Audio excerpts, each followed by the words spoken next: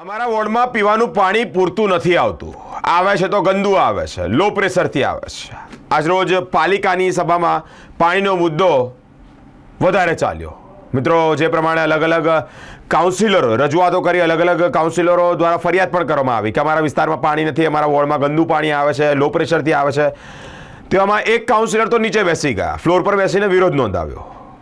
Ward number 1, ward number 15 એટલે કે આશીષ જોશી, અલગ અલગ વોર્ડમાંથી કાઉન્સિલરોએ રજૂઆત કરીને ફરિયાદ પણ કરી.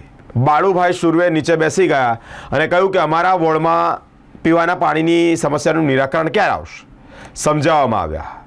મેયર પિંકીબેન સોનીએ વિનંતી કરી તો બાળુભાઈ માની પણ ગયા અને ફ્લોર પરથી ઊભા પણ થઈ ગયા. તે અંતર્ગત મેયર પિંકીબેન સોની તેઓ પણ પાણી મુદ્દે કંઈક કહી રહ્યા છે. આવો સાંભળીએ.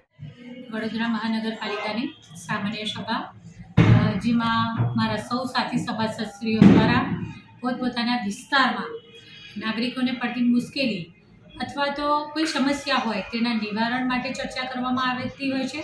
તો સાથોસાથ આ સમયગાળા દરમિયાન જે પણ નવા વિકાસના કામોની શરૂઆત કરી હોય અથવા તો વડોદરા શહેરને અને વડોદરા શહેરના નાગરિકોને બેટરમેન્ટ માટે બીજા કયા નવા આયોજનો કરવા જોઈએ, કઈ કઈ નવી વ્યવસ્થાઓ ઊભી કરવી જોઈએ, એના માટે દર વખતે થતી હોય છે તે રીતે ચર્ચાઓ કરવામાં આવી છે. અને જે પણ વિસ્તારોમાં જે પ્રોબ્લેમ હતા નાના મોટા, તે પણ રજૂઆતો કરવામાં આવી છે. અધિકારીશ્રીઓને માટેની સૂચના પણ આપી દેવામાં આવી છે. જરૂર પડશે આગામી સમયમાં મિટિંગ કરી અને જે કોઈ પ્રશ્ન એવો લાગે છે કે જેના માટે વધારે એફર્ટ્સ મૂકી અને કંઈક કરવું પડે તેમ છે તો ચોક્કસ આ બધી જ કામગીરી કરવામાં આવશે. આજે જે નવેમ્બર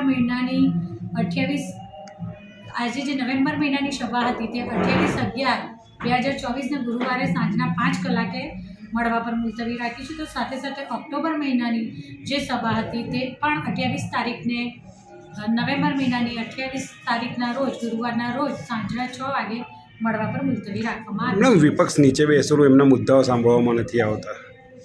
વિપક્ષના જે બાળુભાઈ દ્વારા નીચે બેસવાનું કારણ એમને એક પ્રશ્નનો જવાબ જોઈતો હતો અને તાત્કાલિક જવાબ જોઈતો હતો.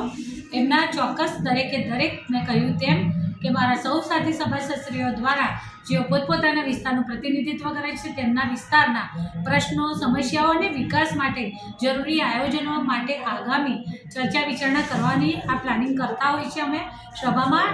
પરંતુ તેમના દ્વારા કોઈ એક પ્રશ્ન કમિશનરશ્રીને પૂછવામાં આવ્યો હતો, જેનો મને જવાબ આપો ત્યારે જ હું મારા જગ્યા પર પાછો બેસીશ એમ કહેવામાં આવ્યું હતું. બાકી સભાની શરૂઆત જ મારા સાથી પક્ષના કાઉન્સિલરશ્રીઓના રજૂઆતથી જ થઈ છે, જે આપ સૌ પણ મીડિયાના મિત્રો પણ આપ ઉપસ્થિત હતા.